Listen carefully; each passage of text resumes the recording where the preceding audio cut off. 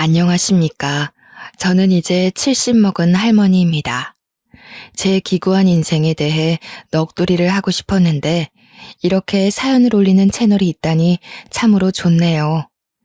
며느리들이 열심히 보고 있길래 저도 부탁을 해서 사연을 올려봅니다. 저에게는 참으로 슬픈 사연이지만 앞으로는 행복만 가득할 예정이라 슬픈 이야기 툴툴 털어내려 써봅니다. 말주변 머리가 없어 며느리들이 글을 대신 써주느랴 고생이겠지만 나중에 맛있는 거 사주면 되겠죠? 저는 아주 평범하게 자랐습니다. 작게 인쇄소를 하시던 아버지 밑에서 잉크 냄새를 맡으면서 자랐습니다. 어머니께서는 손이 넉넉하신 분이셔서 늘 만든 음식들을 사람들에게 베풀며 살아오셨습니다. 엄청나게 부유했던 집은 아니지만 아버지의 일거리가 끊임이 없었기에 가난에 허덕이는 일 없이 잘 먹고 무럭무럭 자랐습니다. 아버지께서는 늘 저에게 좋은 사람 만나서 시집을 잘 가야 한다고 했었습니다. 그때만 해도 여자가 일을 하면 남자가 놀고 먹는 한량인가 하는 소리를 들었다고 했습니다. 자고로 굶겨 죽이지 않을 남자와 결혼해서 아들, 딸 많이 낳고 살아야 복이 있다는 소리를 듣는다고 했죠. 어머니께서도 아이를 많이 낳아 다복한 가정을 이루고 싶어 하셨었지만 저를 낳고 몸이 안 좋아지시는 바람에 아이를 더 갖지 못하게 되셨다고 했습니다. 하나뿐인 딸이기에 얼마나 애지중지 키웠겠습니까? 그런 저에게 소위 말하는 좋은 남자가 생겼고 양가의 축복 아래 결혼도 하게 되었습니다. 하지만 결혼하고 나서 점점 상황이 이상해졌습니다. 갑자기 시아버지께서 심장마비로 객사를 하셨고요. 시어머니께서는 시아버지를 잃은 슬픔에 시름시름 앓다가 돌아가셨습니다.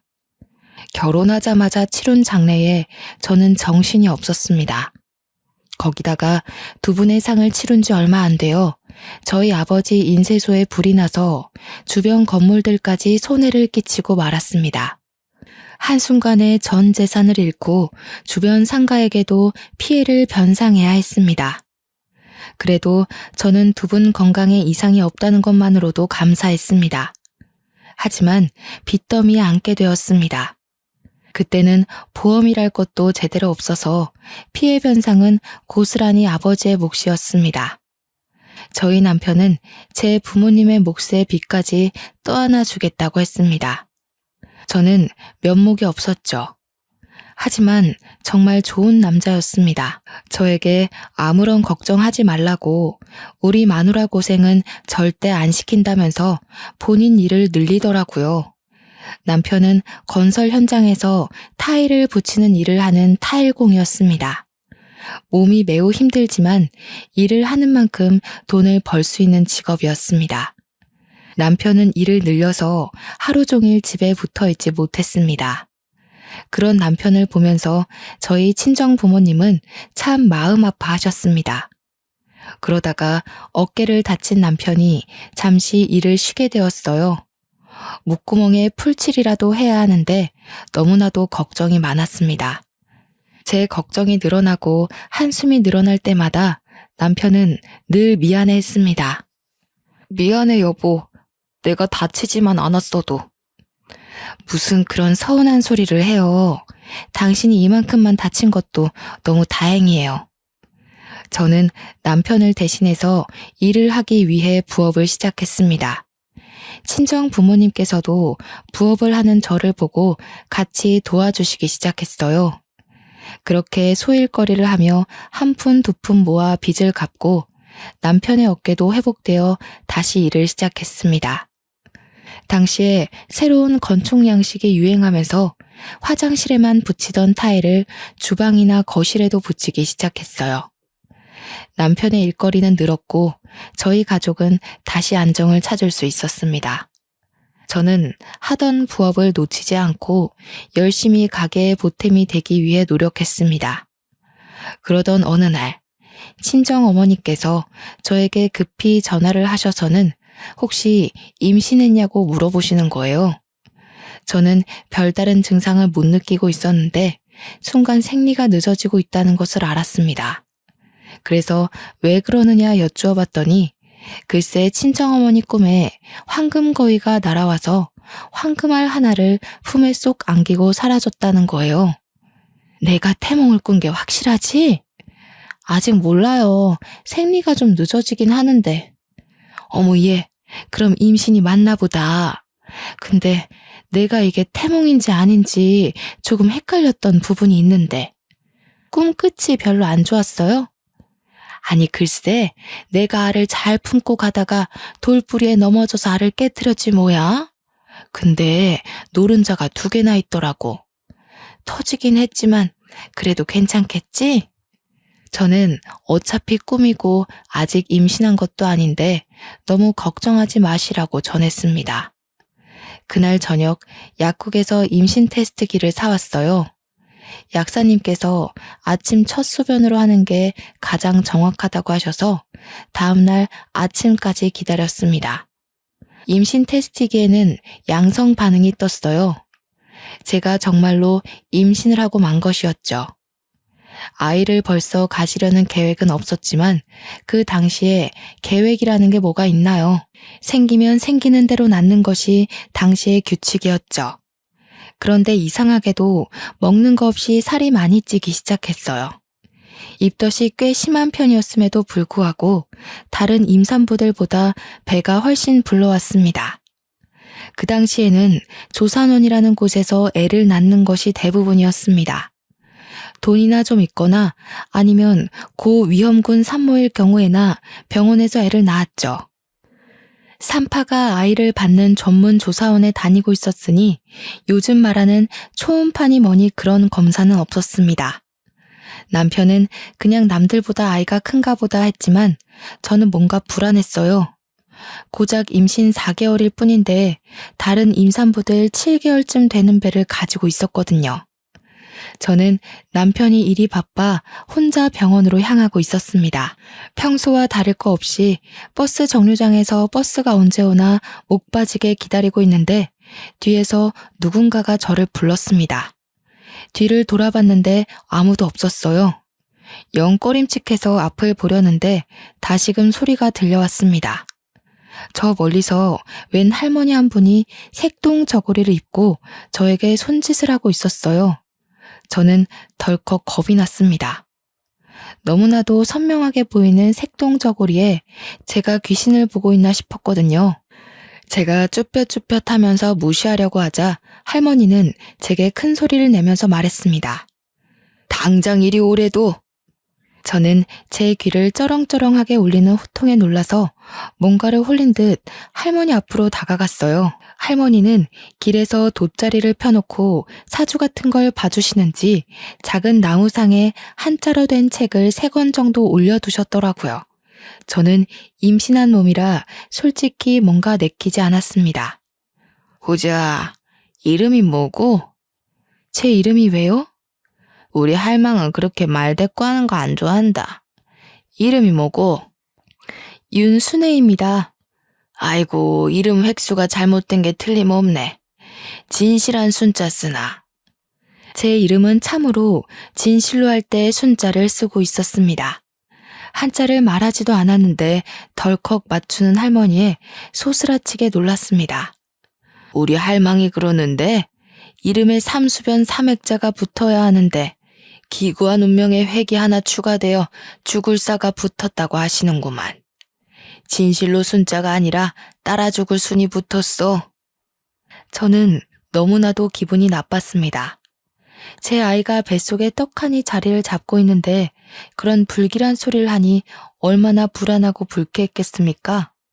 자리를 박차고 일어나려고 하는데 할머니께서 제 손을 꽉 붙들어 매셨어요. 그 힘이 얼마나 강하던지 제가 감히 이길 수 없는 정도였습니다. 갑자기 눈알을 확 뒤집었다가 푸시더니 제 눈을 똑바로 쳐다보고 제 배를 뚫어져라 보셨습니다. 그러더니 쌀알을 몇 개 휙 던지시고는 중얼중얼 하시는 겁니다. 저는 너무 소름 끼치고 무서워서 도망가고 싶었는데 2 다리가 묶인 것 마냥 그 자리에서 일어날 수가 없었습니다. 너무 끈끈하게 묶여 있어서 내가 그 끈을 함부로 풀어낼 수가 없네. 자네 아이 둘 다 살리고 싶으면 한 아이를 포기해야 해. 아이 둘 다 살리고 싶으면? 그게 무슨 소리래요? 뱃속의 아이 말이야. 쌍둥이를 가졌잖아. 저는 그제서야 제 배가 왜 남들보다 큰지 이해가 갔습니다. 병원에 가서 정확하게 검사한 것은 아니지만 어머니의 태몽에서 쌍란이 나온 것도 그렇고 지금 할머니께서 쌍둥이라고 하는 것도 그렇고 말이죠. 저는 뭔가 깨달음을 얻은 듯한 얼굴을 했지만 그럼에도 불구하고 의문이 남았습니다. 제가 쌍둥이를 가졌을 수도 있지만 둘 다 살리고 싶으면 한 아이를 포기하라는 게 무슨 소리세요?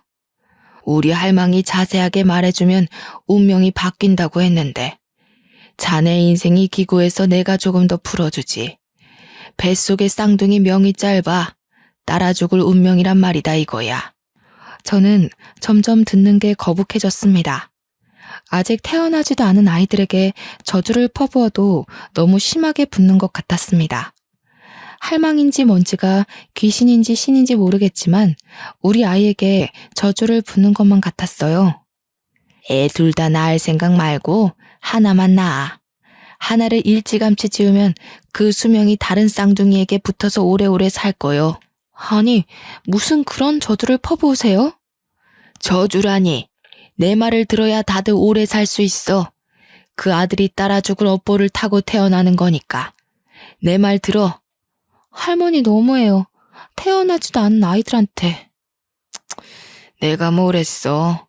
저 업보를 타고난 인간들은 내 말을 듣지 않는데도. 갑자기 목소리가 바뀐 할머니는 저를 확 째려보셨습니다. 이전까지는 호통은 치셔도 눈빛은 안타까워하는 눈빛이셨는데 지금은 눈빛에 도끼가 가득했어요. 자식은 물론이고 다른 사람도 살고 싶으면 애 하나를 버려. 그러면 그 수명 골고루 나눠 먹을 테니.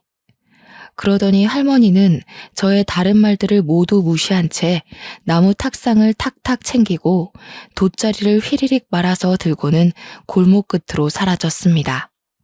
저는 멍하니 사라지는 할머니의 뒷모습을 바라보았어요. 그러다가 정신을 차리니 제가 뭘 하고 있었는지를 모르겠더라고요. 홀렸다는 말의 뜻을 정확하게 알 수 있는 순간이었습니다. 저는 원래의 목적대로 산부인과에 가기 위해서 버스에 올라탔습니다. 버스를 타고 병원으로 가는 내내 속이 울렁울렁 거리더라고요. 가까스로 정신을 부여잡고 병원에 도착해서 검사를 마치니 정말로 쌍둥이가 뱃속에 있다지 뭐예요. 참말로 신기한 경험이 아닐 수 없습니다. 친정엄마가 꾸신 꿈도 그렇고 점쟁이로 보여지는 할머니도 그렇고 모두들 저에게 쌍둥이에 관련된 이야기를 해주셨으니까요. 그런데 쌍둥이인 걸 알자마자 제 마음속에 불안의 촛불이 탁 켜졌습니다. 쌍둥이 명이 짧아 따라 죽을 운명이란 말이다. 저는 서둘러 동네로 왔습니다. 그리고는 점쟁이 할머니가 있었던 그 자리로 달려갔어요. 하지만 할머니의 흔적은 그 어디에도 없었습니다. 저는 지푸라기라도 잡는 심정으로 할머니를 아는 사람들을 찾기 시작했어요. 근처 상인들이라면 충분히 알고도 남았을 것이라고 생각했습니다. 저기요, 과일 가게 아주머니. 여기서 앉아서 점을 보시던 색동옷 입은 할머니 못 보셨어요? 어머 세댁, 무슨 꿈이라도 꿨어? 이 근처에는 그런 점쟁이 할멈 없어. 내가 여기서 장사를 10년 넘게 했는데 그런 할머니는 못 봤는걸? 아까 한 2시간 전만 해도 있었는데 참말로 못 보셨어요? 색동옷을 입었으면 눈에 딱 띄었을 텐데 난 못 봤어. 여기서 색동옷 입고 앉아 있었다가는 미친 사람으로 오해받기 딱 쉽지. 나도 그런 할머니는 본 적이 있는데 새댁이 잘못 본 거 아니야? 저짝 골목 끝으로 가면 무당집이 하나 있긴 한디. 근데 뱃속에 애도 있으면서 귀신이라도 붙어오면 어떡해? 저는 마지막 상인분의 말씀을 기억해두고 골목 끝에 있는 무당집을 찾아갔습니다. 임신해서 부른 배를 하고 들어가기 좀 무서웠지만 금방 점쟁이가 버선발로 나와 저를 맞이해 주었습니다. 하지만 제가 낮에 봤던 할머니가 아니었어요. 저는 점을 보지 않겠다고 하고는 다시 나왔습니다. 그 이후로도 며칠을 버스 정류장 앞에서 할머니가 앉아있던 곳을 바라보며 기다렸지만 그 할머니는 영영 나타나지 않았습니다. 정말 소름이 쫙 돋았어요. 그 할머니는 도대체 어디서 나타나 저에게 말을 걸고 사라진 걸까요? 뱃속에 제 아이가 쌍둥이라는 것은 어떻게 알았을까요? 저는 좋은 것만 생각하기로 결심했습니다. 나쁜 기억들은 모두 지우기로 했어요. 그저 제가 아이들을 더욱 잘 살피고 위험하지 않게만 키우면 될 것이라고 생각했습니다. 시간이 흐르고 흘러 조산원에서 저는 쌍둥이를 낳았습니다. 꼬박 20시간이 넘는 진통 끝에 자연분만을 했고 둘째 아이가 조금 늦게 나오는 바람에 덜컥 겁을 먹었지만 능숙하신 조산사가 아이를 잘 꺼내 주었습니다. 둘 다 일란성 쌍둥이로 아들이었는데 너무너무 예쁘고 귀여웠습니다. 남편은 타일 일로 바쁜 와중에도 아이들을 보느랴 시간 가는 줄 몰랐습니다. 더군다나 제가 난산이었기 때문에 제 몸까지 살펴주느라 정말 고생이 많았어요. 처음 출산이다 보니 모르는 게 너무나도 많았습니다. 우리 아이가 왜 우는지 이유조차 모르면서 그저 끌어안고 달래기 바빴습니다. 친정 어머니께서 도와주지 않으셨다면 정말 하루가 어떻게 흘러가는지도 모르는 채 살았을 거예요. 가끔은 너무 울어대는 쌍둥이들 탓에 정신이 나갈 것 같았지만 그럼에도 내 새끼라 그런지 정말 예뻤습니다. 잘 때는 또 얼마나 천사 같던지요. 아이를 키우며 정신없이 살았습니다. 너무 정신이 없어서 저희 친정아버지께서 암에 걸렸다는 사실도 모를 정도로 말이죠. 저희 쌍둥이가 돌이 채 되기도 전에 친정아버지는 암이 급격하게 번져서 돌아가시고 말았습니다. 수술이건 항암이건 손을 쓸 사이도 없이 그렇게 갑자기 말이에요. 아버지는 우리 아이들이 밥을 얼마나 잘 먹는지, 걸음마를 언제 뗐는지 엄마 아빠 하고 부르는 것도 모른 채 돌아가셨습니다. 저희 친정 어머니께서는 결국 외로움을 견디지 못하시고 저희와 합가를 하게 되었습니다. 합가를 하는 동안 아이들을 얼마나 극진히 보살펴 주셨는지 몰라요. 하지만 아이들의 웃음소리가 끊이지 않고 들려도 마음 한구석에 깊이 자리 잡은 외로움은 어떻게 채울 수가 없었습니다. 아이들이 커가는 속도가 참 빠르잖아요. 저희 어머니의 늙는 속도도 참 빨랐습니다. 어느 날부턴가 멍하니 창밖을 보면서 제게 말씀하셨어요. 나는 섬에 가서 살고 싶었어. 바다도 보고 산도 보면서 공기 맑은 곳에서 네 아버지와 그렇게 늙어가고 싶었지. 매일 아침마다 저에게 똑같은 소리를 반복하셨어요. 저는 그것이 아버지를 그리워하는 마음인 줄 알았는데 아니었습니다. 가끔은 요리를 하시다가 냄비를 태워 먹기도 하고 어느 날은 집이 몇 호였는지를 헤매기도 하셨지만 저는 별 대수롭지 않게 생각했습니다.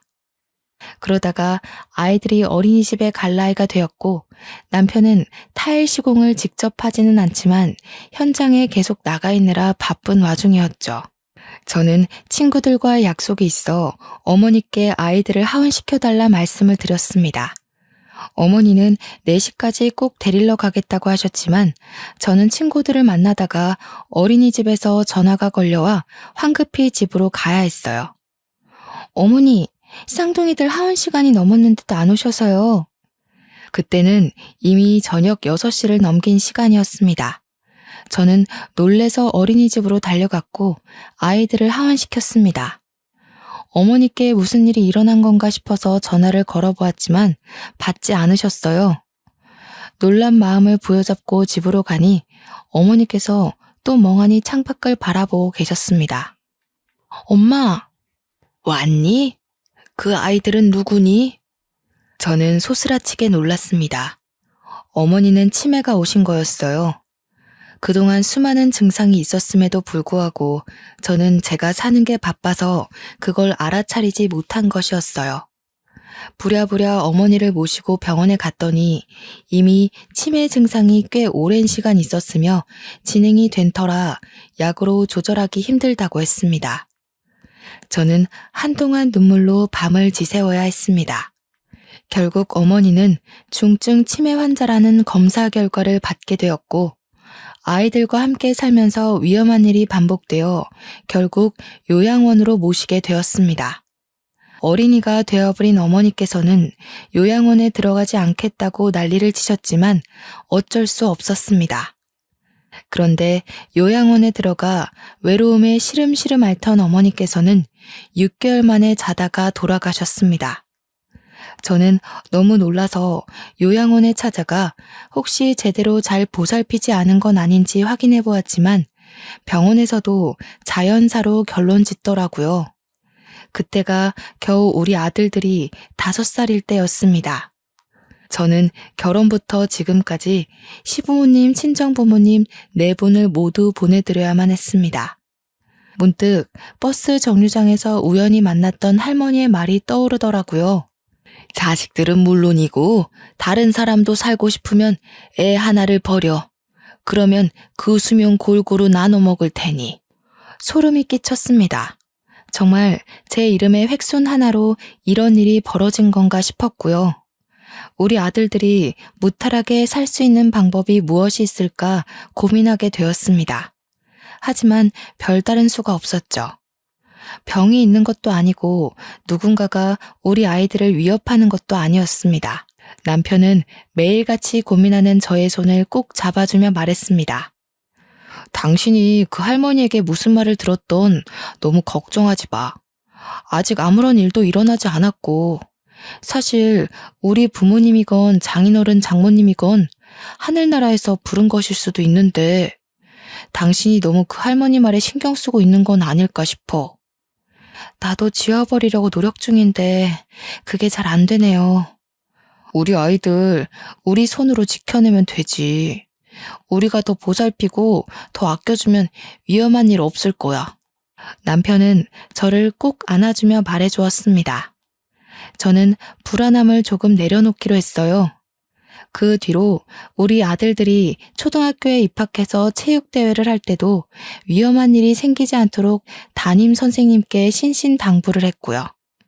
학교에서 친구들과 싸움이 나면 불이 나게 달려갔습니다.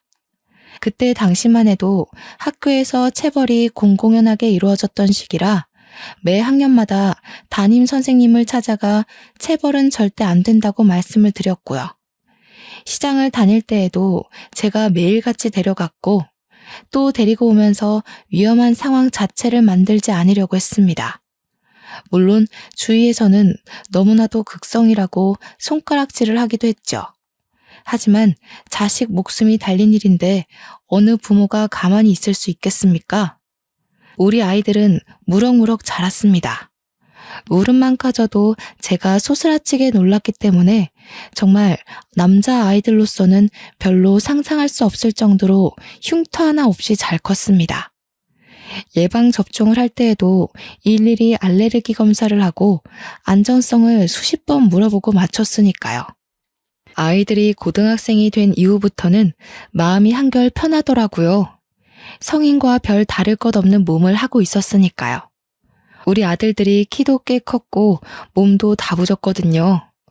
무엇보다 예의도 바르고 제 말을 잘 들어주는 자상한 아들들이었습니다. 정말 아픈 데 하나 없이 다치는 데 하나 없이 잘 자라주었습니다. 저는 평온한 일상이 반복되자 점쟁이 할머니의 말을 완전히 까먹어버렸습니다. 그도 그럴 게 수능도 잘 치렀고 대학도 둘 다 원하던 학과에 붙었거든요. 대학생이 되어 초반에 놀러 다니느랴 집에 잘 안 들어왔을 때는 조금 걱정이 되었지만 아들들은 걱정 말라고 했습니다. 그렇게 제일 걱정이던 군대도 잘 다녀오고 대학도 졸업하고 둘 다 취직이 되었을 땐 저와 남편 모두 안심했습니다. 남편은 저에게 웃으며 놀리기까지 했죠. 어릴 때는 어디 다쳐서 피라도 나면 기절할 것처럼 굴었던 사람이 그봐 마음을 달리 먹으니까 우리 아들들도 잘 자라서 이렇게 어엿한 성인이 됐잖아. 저는 남편을 보며 활짝 웃었습니다. 사람은 역시 마음먹기에 달린 거라 생각했죠. 그러던 도중 첫째 아들이 여자친구를 소개시켜주겠다고 했습니다. 아들들 모두 34살이니 결혼 정년기라고 생각은 했지만 저렇게 이야기를 하니 속이 시끌시끌한 건 어쩔 수 없더군요. 첫째가 피아노를 전공했다던 여자를 데리고 왔고 늘씬늘씬하고 예쁜 것이 한눈에 마음에 들었습니다. 인사를 나누는 자리에서 처음에 저를 어색해했지만 제가 마음을 열고 다가가니 사르르 녹는 애교를 장착하고 저를 대하더군요. 이래서 우리 아들이 푹 빠진 건가 보다 싶었습니다. 양가가 인사를 드릴 때도 참 화기애애했습니다. 결혼식 분위기도 참 좋았고 결혼하고 나서는 더욱 좋았습니다. 우리 아들이 살가운 성격은 아니었는데 며느리가 오고 나서부터 참 저를 이모저모 많이 챙기더군요. 며느리가 시켜서 하는 일이라도 참 고마웠습니다. 첫째 며느리가 결혼 4개월 만에 임신했다고 했을 때 저와 남편은 초음파 사진을 들고 눈물을 흘리기도 했으니까요. 첫째 며느리의 임신 경사와 더불어 둘째 아들도 결혼하겠다고 했습니다. 미술 선생님으로 재직 중인 여자라고 했습니다. 둘째 며느리는 참 조용조용하면서도 진득하니부터 일을 할 줄 아는 아이였습니다. 큰 며느리처럼 살갑게 붙어서 이런저런 이야기를 나누거나 하진 않았지만 늘 제 옆에서 조용히 제가 하는 일을 거들었죠. 그 야무진 손이 얼마나 예뻐 보였는지 모릅니다. 첫째 며느리는 출산 후에도 피아노를 계속했고 연주회에 우리 가족 모두를 초대하기도 했습니다. 강렬한 드레스를 입고 피아노를 연주하는 큰 며느리는 참 다른 사람 같아 보였습니다. 정말 멋있고 대단하더라고요. 그 이후에도 제가 연주회 가는 것을 좋아하니 무슨 일이 있으면 연주회 티켓을 주었습니다. 며느리 친구들의 공연을 같이 보러 가기도 했고요. 둘째 며느리는 학교에서 미술 선생님으로 일을 하면서도 자기 전시회라는 것을 열더라고요. 미술이라는 걸 하나도 모르는 제가 봐도 그림이 너무 아름다웠습니다. 제가 멍하니 둘째 며느리의 작품을 보고 있자 며느리가 저를 위해 그림을 그려주기도 했네요. 그걸 보고 첫째 며느리도 둘째 며느리에게 작품을 사기도 했고요. 둘째 며느리는 돈 받고 팔 수 없다고 그냥 드리겠다고 둘이 티격태격하다가 정말 싸움이 나기도 했네요. 가운데서 중재하느라 제가 얼마나 진땀을 뺐는지 모릅니다. 첫째 며느리가 출산하고 얼마 지나지 않아 둘째 며느리도 임신을 했고 첫째 며느리가 둘째도 가졌다는 소식을 전해왔습니다. 한순간에 대가족이 되어버려 저와 남편은 정신이 없었죠. 첫째 며느리가 아이를 봐달라고 하면 한달음에 달려가 아이를 돌봐주기도 했고 제가 먼저 아이를 돌봐줄 테니 목욕탕이라도 가서 때라도 밀고 오라고 할 때도 있었습니다. 그럴 때마다 같이 못 가서 아쉽다는 며느리를 어찌 예뻐하지 않을 수가 있을까요? 정말 고부간의 갈등이라는 건 하나도 겪어본 적이 없습니다. 첫째네 손주 2명에 둘째네 손주 하나, 이렇게 세 아이를 동시에 돌봐 집안이 난장판이 되어도 참 즐거웠습니다. 며느리들도 저를 얼마나 의지했는지 모릅니다. 그러던 도중 저에게 또 한 번 시련이 찾아왔습니다. 하나뿐인 제 남편이 세상을 떠나버린 것이었습니다. 사고였지만 제 마음은 받아들이기가 힘들더라고요. 아들과 며느리들 손주들까지 할 거 없이 장례식장을 지키고 사돈댁들도 전부 와서 저를 위로해 주었습니다. 첫째 며느리와 둘째 며느리 모두 남편의 몫까지 저를 챙기겠다고 진심의 눈물을 흘리며 약속했죠. 저는 너무나도 외롭고 쓸쓸했지만 매일같이 전화하고 자주 찾아오는 며느리들 덕에 그 슬픔도 훌훌 털어낼 수 있었습니다. 오죽하면 저에게 합가를 하자고 하는데 도무지 아들네 집에 얹혀 살 마음까진 들지 않더라고요. 대신 남편과 아이들을 키우며 한평생 살았던 집을 처분하고 작은 빌라로 이사를 갔습니다. 첫째와 둘째네 집 모두 가까운 동네로 말입니다. 집이 가까워지니 며느리들도 더 자주 저를 찾아오더군요. 저는 정말 시간 가는 줄 모르고 며느리들과 신나게 놀러 다녔습니다. 어찌나 서울 구석구석에 맛집이 넘치고 카페들이 넘치던지 생전 남편이랑은 가본 적도 없는 곳이었어요. 며느리들과 돌아다니면서 얼마나 재미졌는지 모릅니다. 그러자 둘째 며느리가 여행을 가는 것이 어떻겠냐고 묻더라고요. 생각해보니 남편이 살아있을 때 전부 다 같이 가족여행을 떠나본 적이 없었던 거예요. 아버님 살아계실 때 갔어야 했는데 너무 아쉽네요. 그래도 이번 여행에서 우리 재밌게 놀다가 와요, 어머님. 맞아요. 제가 고기 하나는 진짜 잘 굽거든요. 형님, 고기는 제가 구울 테니까 집게 탐내지 마세요. 며느리들은 제가 좋다고 하니 바로 강원도에 있는 펜션을 예약하더라고요. 고기도 구워 먹고 물놀이도 할 수 있다면서 아주 좋아했어요. 사는 게 바빠 아들들 데리고 좋은 곳으로 여행을 떠나본 적 없어서 참 미안하면서도 설레더군요. 첫째 아들의 둘째 손주와 둘째 아들네 첫째 손주는 너무나도 아기라서 사돈댁들이 맡아주시겠다고 즐거운 여행 다녀오라 하시더라고요. 저는 감사 인사를 전화로 전달하고는 첫째 아들네 차에 올라타려 했는데 갑자기 첫째 손주가 떼를 쓰기 시작했습니다. 할머니랑 엄마랑 작은 엄마랑 이렇게 탈래요. 응? 아빠가 운전하는 차에 타지 않고? 여자는 여자끼리, 남자는 남자끼리. 요즘 유치원에서 여자 남자 편갈라서 논다고 하더니 집에서도 이러네요. 형수님, 조카가 원하는데 뭐 어때요? 저랑 형이랑 운전해서 갈 테니 형 차를 형수님이 운전해서 오시면 되겠네요. 좋아. 손주의 바람대로 여자차, 남자차 나눠서 타기로 했습니다.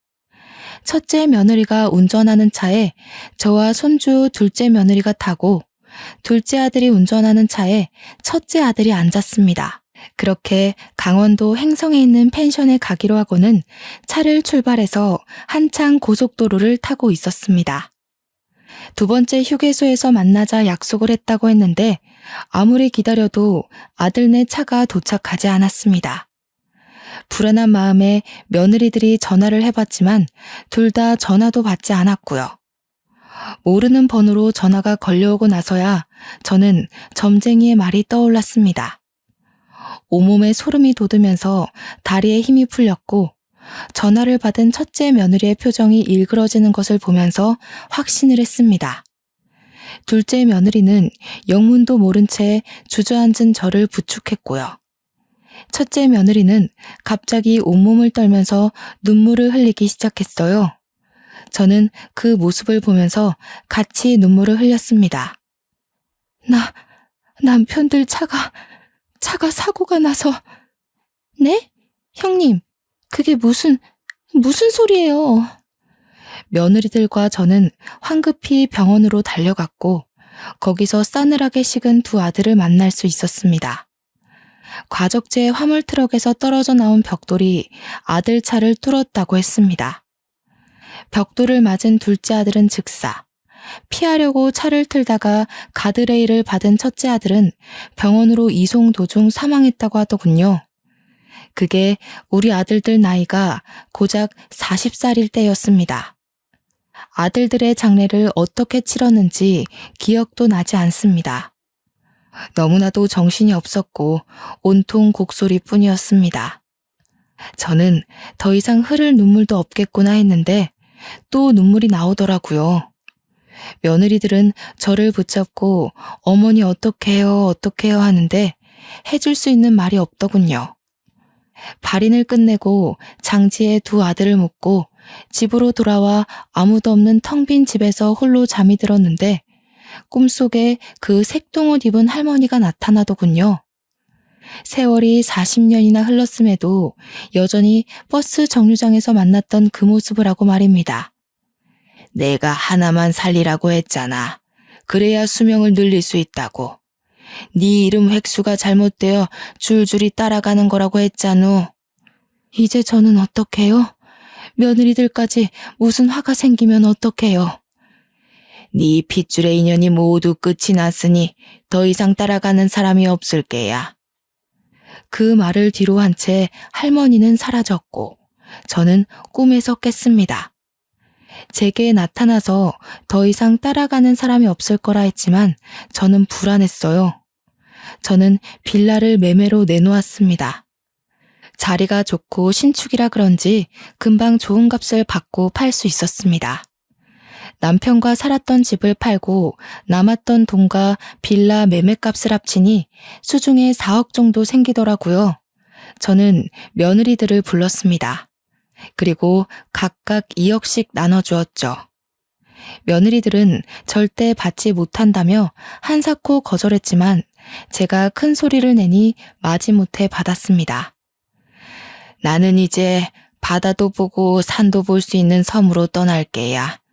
우리 어머니의 소원이셨지. 이제 나는 신경 쓰지 말고 우리 며느리들 각자의 삶을 찾아가도록 해. 아직 나이도 젊은데 새 출발해야지. 며느리들은 저를 붙잡고 엉엉 울었습니다. 절대 못 보낸다고 평생 같이 살자고 하는 걸 매몰차게 밀어내고는 무작정 제주도로 떠났습니다. 그리고는 무작정 수녀원에 들어가 저를 받아달라고 했죠. 큰 수녀님께서는 제 사정을 묻지도 않으시고 저를 받아주셨습니다. 매일같이 기도를 드리며 스스로 감옥 생활을 자처했습니다. 그런 제가 참 안쓰러웠는지 어린 수녀들이고 큰 수녀님이고 할 것 없이 매일같이 저를 불러다가 맛있는 걸 먹여주시고 좋은 경치를 구경시켜 주었습니다.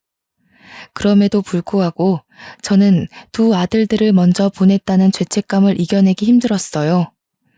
그렇게 1년을 넘는 시간 동안 열심히 수련을 하고 기도를 하니 마음 한구석이 한결 편해지더군요.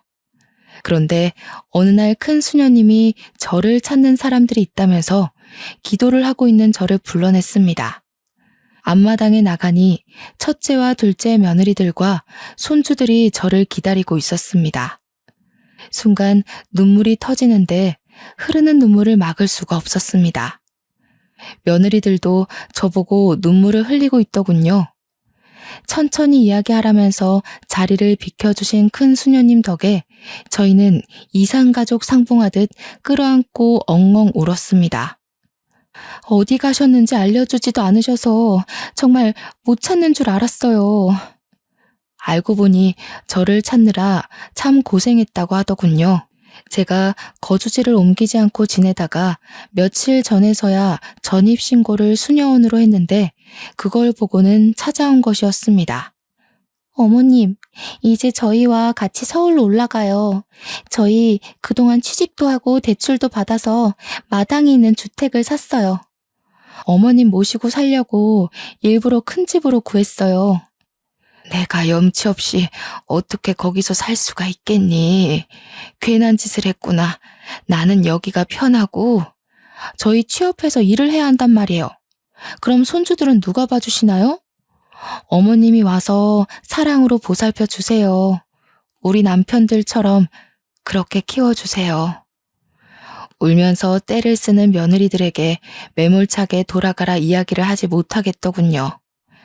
며느리들은 인근에 숙소를 잡았다면서 기다리겠다고 꼭 같이 돌아갈 거라고 했습니다.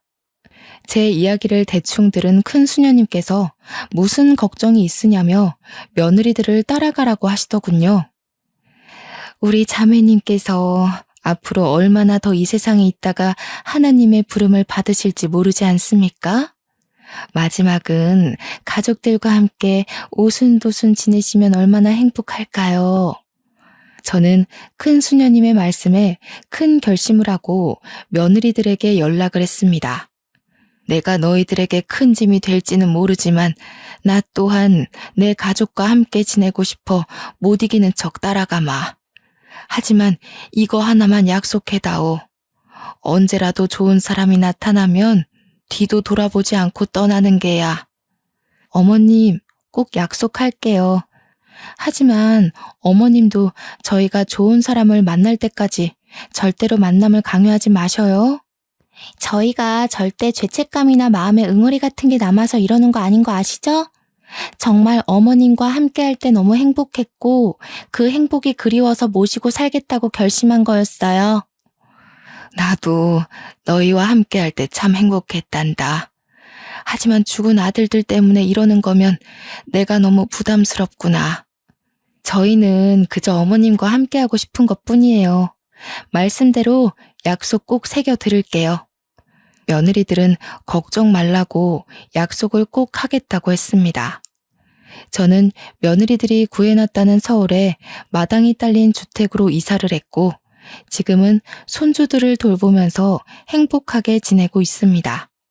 우리 며느리들에게 좋은 사람을 언제든지 찾아가라 했지만 약속만 해놓고 지키지도 않네요. 벌써 같이 산 지 5년이라는 세월이 흘렀는데 손주들 쑥쑥 크는 맛에 참 재미지게 삽니다. 큰 며느리, 둘째 며느리, 손주 3명과 복작복작 사니 참 외로움을 느낄 시간도 없습니다. 사돈댁들도 여전히 저와 잘 지내고 있습니다. 저를 원망할 법도 한데 저를 참 많이 신경 써주십니다. 얼마 전 둘째 며느리네 바깥사돈이 돌아가시는 일이 있었습니다. 온 가족이 똘똘 뭉쳐 힘겹게 이겨내기로 약속했죠. 둘째 며느리네 안사돈도 우리들의 집으로 모시고 오기로 약속했습니다. 이렇게 온 가족이 하나 되어 살 수 있다니 얼마나 기쁜 일입니까? 앞으로도 영원히 우리 가족은 하나 되어 행복하게 살 겁니다. 나쁜 일은 다 잊어버리고 더 이상 보이지 않는 무언가에 휘둘리지 않으면서 말이죠. 저희 가족의 화창한 봄날을 모두 응원해 주세요. 감사합니다.